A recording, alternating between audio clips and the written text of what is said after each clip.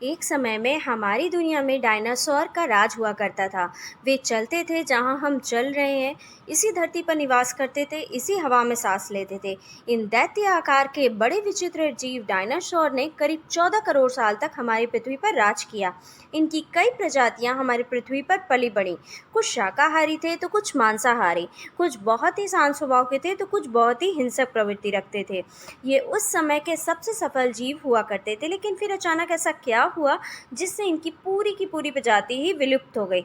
जानेंगे अपने आज ही के वीडियो में। हेलो एवरीवन, मैं आकृति अग्रवाल आज आपके सामने एक नया वीडियो लेकर उपस्थित हूँ। आज के वीडियो में हम बात करेंगे डायनासोर्स के बारे में, कैसे इनकी पृथ्वी पर उत्पत्ति हुई और कैसे इन्होंने अपने आप को पृथ्वी पर विकसित किया, इस बारे में। तो बिना देर के वीडियो को शुरू करते हैं। आज से लगभग 4.5 बिलियन ईयर्स पहले जब पृथ्वी की उत्पत्ति हुई, तब वह सिर्फ एक चट्टान के एक आग के गोले के रूप में हुई थी, जिस पर जीवन की कल्पना करना भी असंभव था। उस समय हमारे पृथ्वी पर वॉल्केनिक इरप्शंस हो रहे थे। तभी मार्स के बराबर का एक प्लैनेट हमारी पृथ्वी से टकरा गया, जिसकी वजह से पृथ्वी की बाहरी सतह टूटकर वहीं अंतरिक्ष में गिर गई और इसके बाद पृथ्वी पर कई सालों तक मेटेरॉइड्स यानी उल्कापिंड की बारिश होने लगी। यही मेटेरॉइड्स पृथ्वी पर जीवन के लिए सभी प्रकार के जरूरी तत्व लेकर आए, जिनमें पानी और विभिन्न प्रकार के खनिज और कार्बन भी आते हैं। इसके बाद लगभग 3.9 बिलियन ईयर्स पहले पृथ्वी के एटमॉस्फेयर यानी वायुमंडल का निर्माण हुआ और वो धीरे धीरे शांत होती चली गई। समय के साथ साथ पृथ्वी पर समुद्र और द्वीपों का भी निर्माण हुआ। लगभग 3.2 से 2.4 बिलियन ईयर्स पहले फोटोसिंथेटिक जीव जैसे कि साइनोबैक्टीरिया की उत्पत्ति हुई। पृथ्वी के अंदर इन जीवों ने स्ट्रोमेटोलाइट जैसे रॉक्स का निर्माण किया, जिन्होंने पृथ्वी के वातावरण को पूर्णतः ऑक्सीजन से भर दिया। उस समय पृथ्वी पर मुख्यतः मीथेन और ऑक्सीजन गैस हुआ करती थी, जिनके मिलने से कार्बन डाइऑक्साइड गैस का निर्माण हुआ और पृथ्वी अपनी सामान्य स्थिति में आने लगी। इसी दौरान पृथ्वी पर फंगी का निर्माण हुआ और वो खुद को विकसित करने लगे। धीरे धीरे समुद्र में समुद्री पौधे उगे और जमीन पर भी पौधों का विकास हुआ। फिर समुद्र में मछलियों का जन्म हुआ।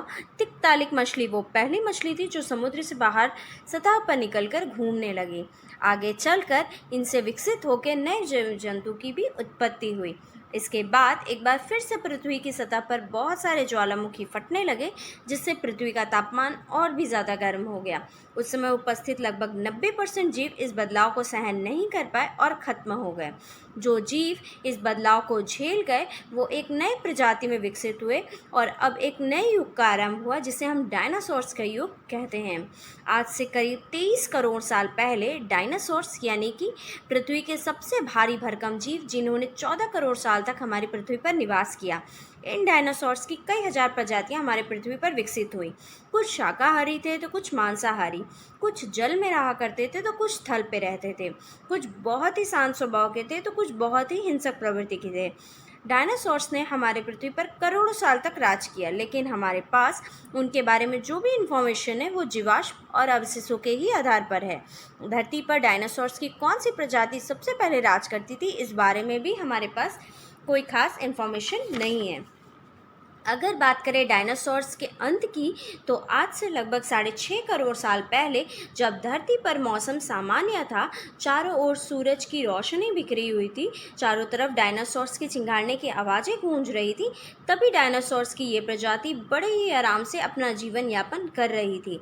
तब लगभग आज से 10 करोड़ साल पहले एक छोटा एस्ट्रॉइड का टुकड़ा जो अंतरिक्ष से आ रहा था, वह पृथ्वी से लगभग 20 करोड़ मील दूर मंगल और बृहस्पति के बीच बने एस्ट्रॉइड बेल्ट में घूमते घूमते एक बड़े एस्ट्रॉइड से जाकर टकरा गया। इस टकराव से उस बड़े एस्ट्रॉइड की दिशा बदल गई और वह एस्ट्रॉइड बेल्ट से निकलकर सीधे पृथ्वी की ओर 22,000 मील प्रति घंटे की रफ्तार से बढ़ने लगा। यदि यह एस्ट्रॉइड पृथ्वी के उपग्रह चांद से टकराता तो शायद पृथ्वी पर डायनासोर का अंत न होता और इतना बड़ा विनाश न होता, लेकिन नियति को तो कुछ और ही मंजूर था। 40 किलोमीटर व्यास वाला लगभग 2 ट्रिलियन मैट्रिक टन का ये एस्ट्रॉइड जब पृथ्वी के वातावरण के संपर्क में आया तो इसकी रफ्तार एकाएक 70,000 किलोमीटर प्रति घंटा हो गई। पृथ्वी के वायुमंडल में घुसते ही घर्षण की वजह से ये एस्ट्रॉइड एक भयानक आग के गोले में तब्दील हो गया।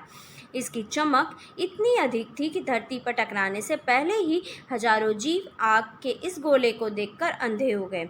कुछ ही क्षण में ये एस्ट्रॉइड मैक्सिको की खाड़ी के पास ज़मीन से टकरा गया, जिससे भयंकर विस्फोट हुआ। यह विस्फोट लगभग 10 हाइड्रोजन बम के विस्फोट के बराबर था। टकराव वाली जगह पर 180 किलोमीटर चौड़ा और 20 किलोमीटर गहरा गड्ढा बन गया। इस गड्ढे की लाखों टन धातुएं उड़कर अंतरिक्ष में चली गईं। टकराव के कुछ देर बाद धरती के अंदर लगभग 11.1 तीव्रता का भूकंप आया और इस वजह से समुद्र में विशालकाय लहरों का निर्माण हुआ और भयंकर सुनामी आ गई, जिससे धरती पर उपस्थित सभी प्रकार के डायनासोर और सभी प्रकार के जीव जंतु, पेड़ पौधे सभी नष्ट हो गए। धरती के महाविनाश की प्रक्रिया शुरू हो गई। जल व थल में रहने वाले सभी प्रकार के जीव और पेड़ पौधे खत्म हो गए।